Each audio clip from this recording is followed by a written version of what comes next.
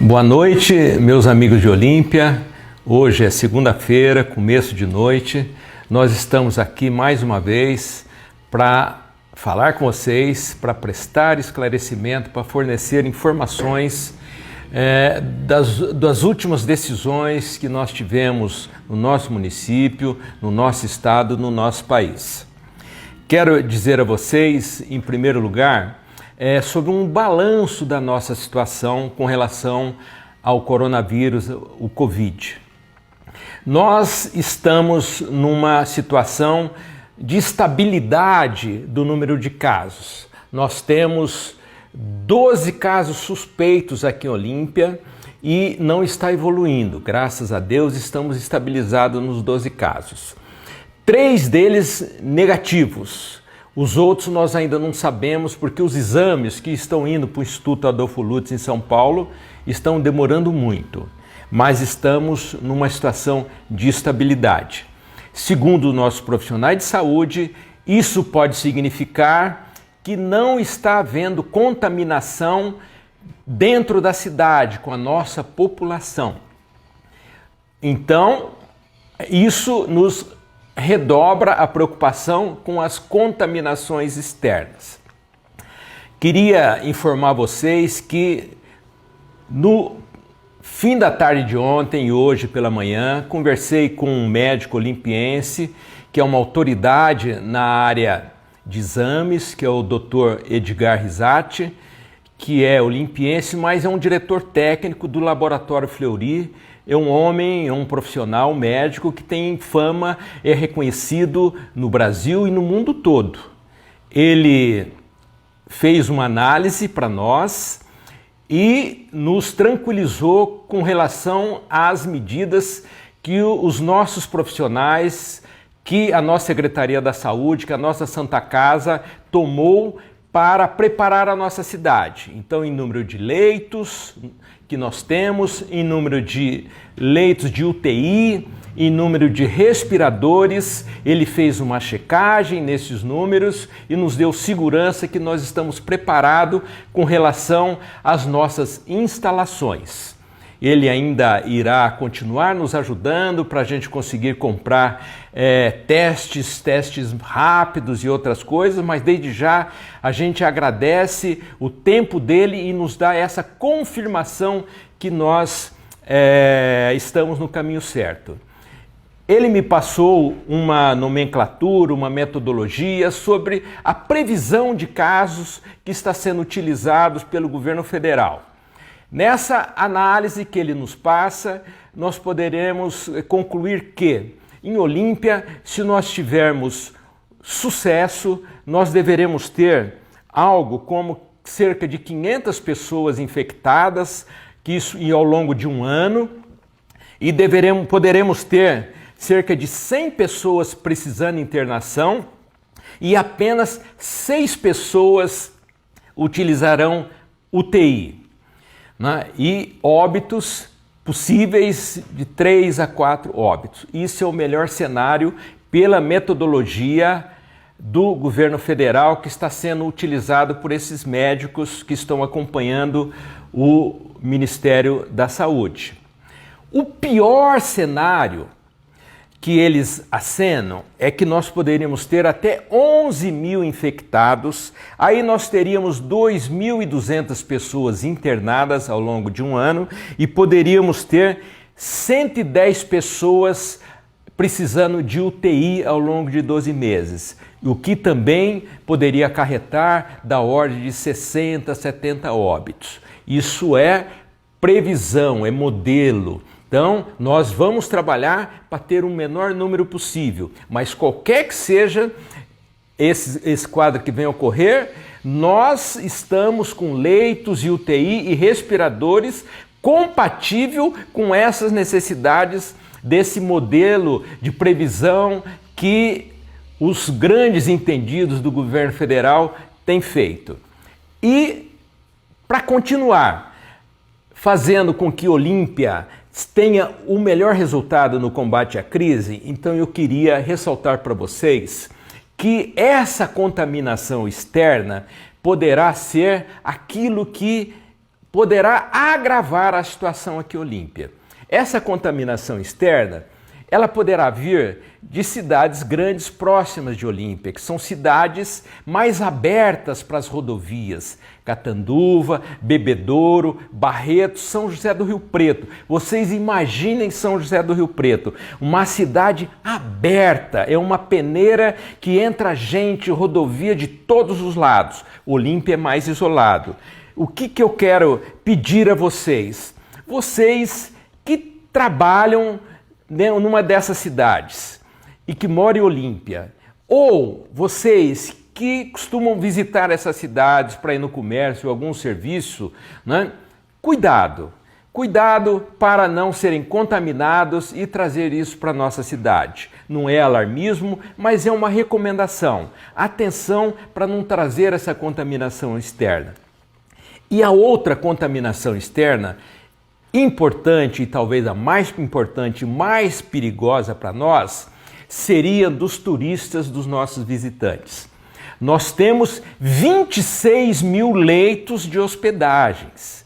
Olímpia poderia ser invadida por gente de fora, das grandes cidades, da grande São Paulo. Essas grandes cidades terão um agravamento da crise. Essas pessoas podem querer se refugiar em lugares mais protegidos. Por isso, a nossa medida dura, severa, de não permitir que as pousadas, que os hotéis, que as casas de temporada abram por enquanto. Se vierem aqui, os parques estão fechados. Não é para fazer turismo. Eles virão aqui para se esconder da crise da Covid nas suas cidades, mas poderão trazer para a nossa cidade a contaminação. Por isso a importância de ainda neste momento continuar fechada com a nossa hospedagem. Até porque os parques não estão abertos, poucos viriam para fazer turismo ou quase ninguém.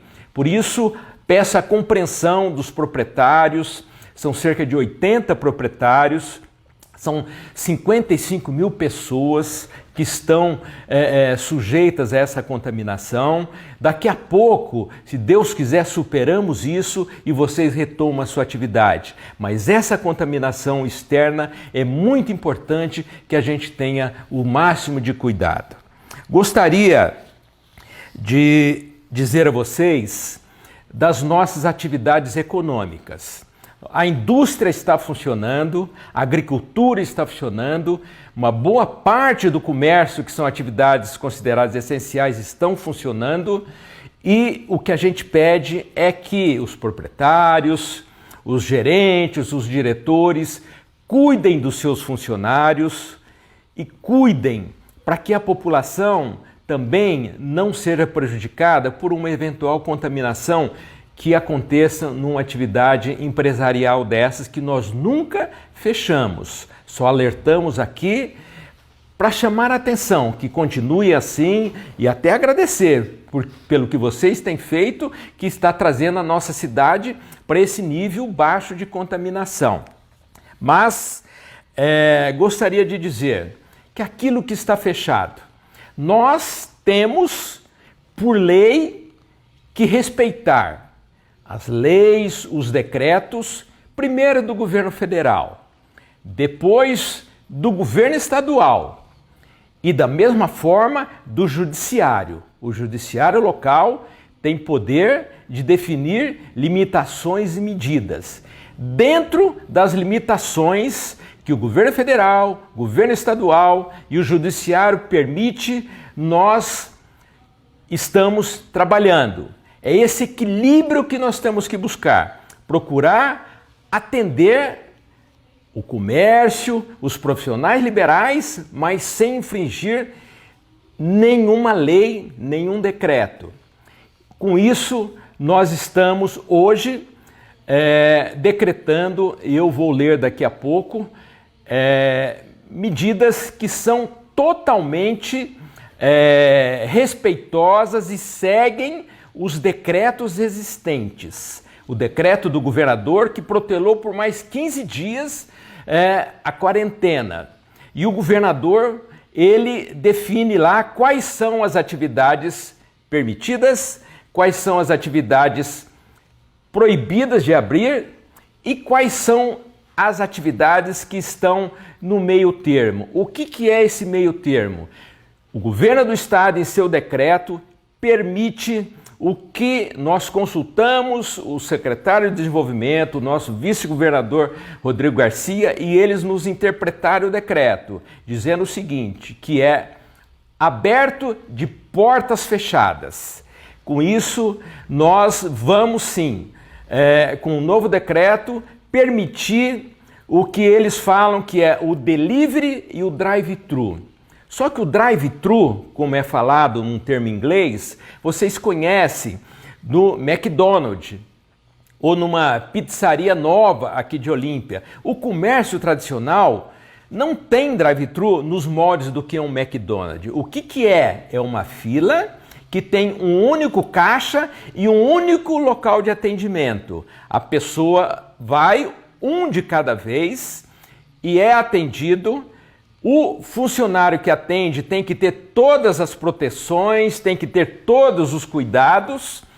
Essa pessoa realiza o seu pedido, faz o seu pagamento e sai com o serviço prestado ou com o produto que ele precisa daquela loja. Então seria delivery, entrega em casa, ou drive-thru, esse atendimento individualizado de porta fechada. Ninguém entrará em nenhuma loja.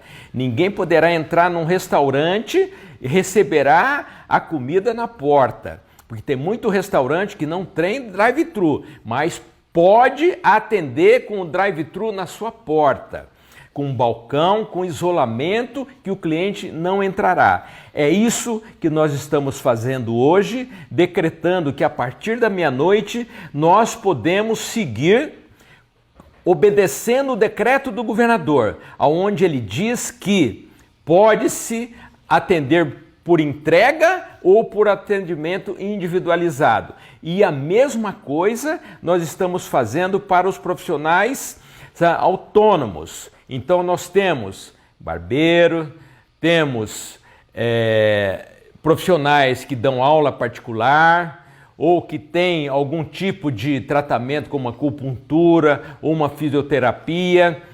Nós discutimos muito, eu acabei de ter uma reunião com os prefeitos da região de Barretos. O governador autorizou e nós, então, em conjunto dos municípios, estaremos autorizando o atendimento de uma única pessoa de cada vez, as portas fechadas e agendado.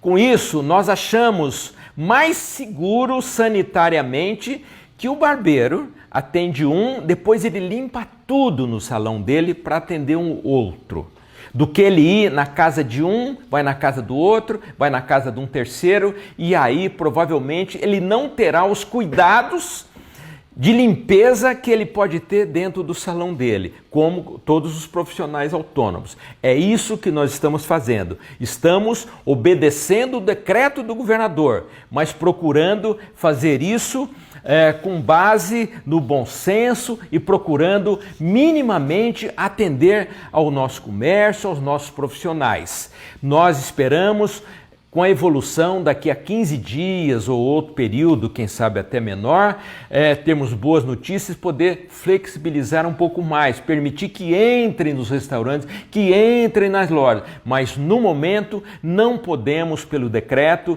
e não nos é recomendado pelos profissionais. E aí nós estamos fazendo isso com o maior bom senso. Eu diria a vocês que, como dizem, a diferença de um remédio não se tornar um veneno é a dosagem. E essa dosagem, a dose que é aplicada para o paciente, ela tem que ter um critério técnico. E essa dosagem é que a gente está aplicando para que seja um remédio para a manutenção do distanciamento social, do isolamento social, mas também a dosagem para que tenhamos o comércio, as empresas, os autônomos também trabalhando com a responsabilidade de cada um, mas trabalhando e produzindo economicamente aquilo que ele precisa para o seu sustento. Muito obrigado por tudo que vocês têm feito e continuaremos aqui na Prefeitura pensando, trabalhando e ouvindo para atender vocês e preservar a saúde da nossa população. Muito obrigado.